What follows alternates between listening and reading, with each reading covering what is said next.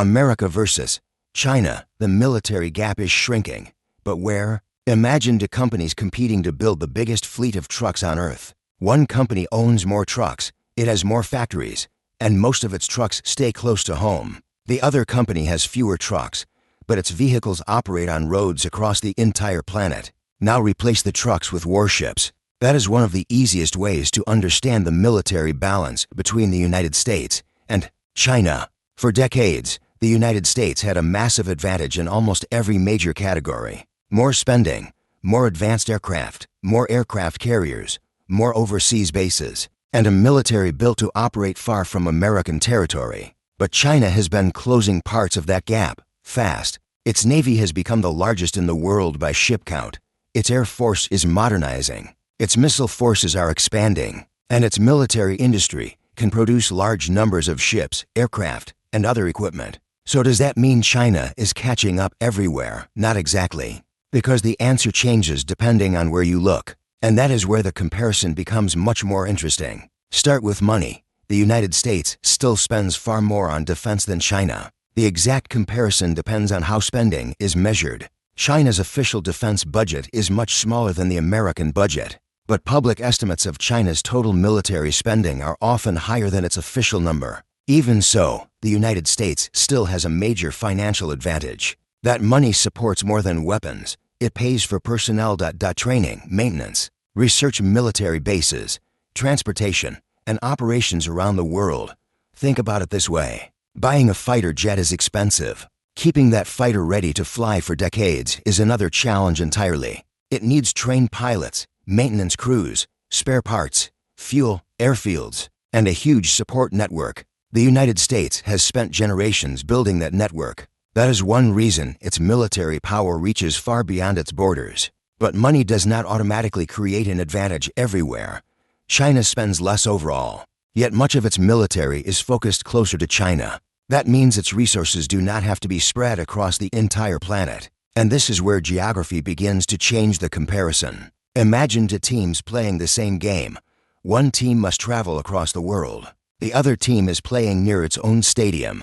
The first team may have more resources, but the second team has shorter supply lines, more nearby airfields, more local infrastructure, and a better understanding of the surrounding region. That advantage matters. Now look at the Navy. China has the world's largest navy by the number of ships and submarines. The United States has fewer battle force ships, but counting ships can hide enormous differences. A small patrol vessel and a large aircraft carrier are both ships, yet they do not have the same role, they do not carry the same equipment, and they do not have the same ability to operate far from home. The United States still has a major advantage in aircraft carriers. An aircraft carrier is a large warship designed to operate military aircraft directly from its deck. America operates a global carrier force. Its carriers can move aircraft into regions where the United States may not have nearby air bases. China has expanded its carrier fleet too, but its carriers are newer to large-scale operations, and China has far less experience using carrier groups across distant oceans. That difference is difficult to measure with a simple number. Experience matters, training matters, maintenance matters, and the ability to keep ships supplied thousands of miles from home matters. But now comes the counterintuitive part. The United States has to divide its navy across the world. The Atlantic, the Pacific, Europe, the Middle East, and other regions. China can concentrate much more of its naval power near East Asia. So even if America has greater global reach, China may be able to place a large number of ships close to a regional crisis. The bigger global force is not always the bigger local force, and that changes the entire comparison. The same pattern appears in the air. The United States has one of the largest and most advanced military aviation systems in history. It operates thousands of military aircraft across several branches. It also has a huge fleet of aerial refueling aircraft. These are planes that transfer fuel to other aircraft while they are flying. That ability extends the range of American air power. A fighter can travel farther, stay in the air longer, and operate across much larger distances. China has been modernizing its air force at a rapid pace. It is developing advanced fighters, expanding its bomber force, and producing large numbers of modern aircraft. But China does not need to solve the exact same problem as the United States. America's Air Force is designed to operate globally. China's military can focus much more heavily on its surrounding region again. Geography changes the score.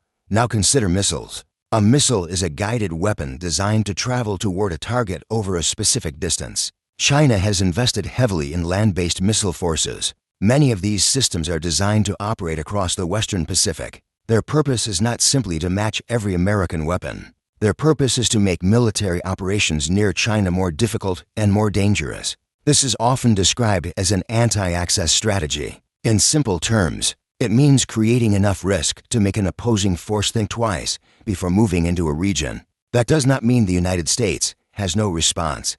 America has advanced aircraft, submarines, long-range weapons, allied bases, and military partnerships throughout the region. But it does mean the comparison cannot be reduced to one question: who has more weapons? The better question is this: which side can bring more useful power to a specific place at a specific time? That is much harder to answer, and there is another factor that may become even more important: industrial capacity.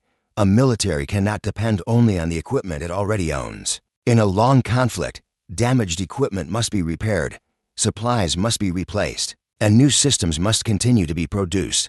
China has one of the world's largest industrial bases. Its shipbuilding capacity is enormous. That gives China a major advantage in producing large numbers of commercial and military vessels. The United States still has major technological and industrial strengths, but building advanced warships and producing certain military systems can take years. Modern weapons are incredibly complex, and complexity can slow production. This creates a difficult question: would the most advanced equipment always be enough? Or could the ability to produce more equipment over time become just as important? That question has no simple answer. Technology matters, but quantity matters too, and both depend on training, logistics, maintenance, intelligence, and strategy. So where is the military gap shrinking? China has made major progress in naval size, modern aircraft, missile forces, space systems, and military production. The gap is especially smaller in areas close to China. But the United States still holds major advantages in global logistics, overseas access, long-range operations, advanced military partnerships, and decades of experience operating across multiple regions. And those advantages are not easy to copy.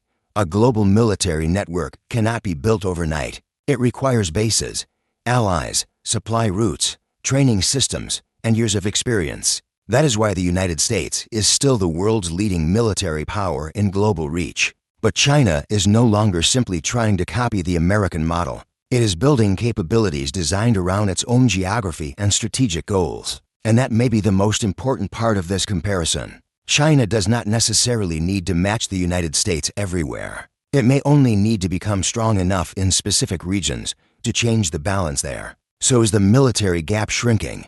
Yes, but not in the same way across every category. The United States remains stronger globally.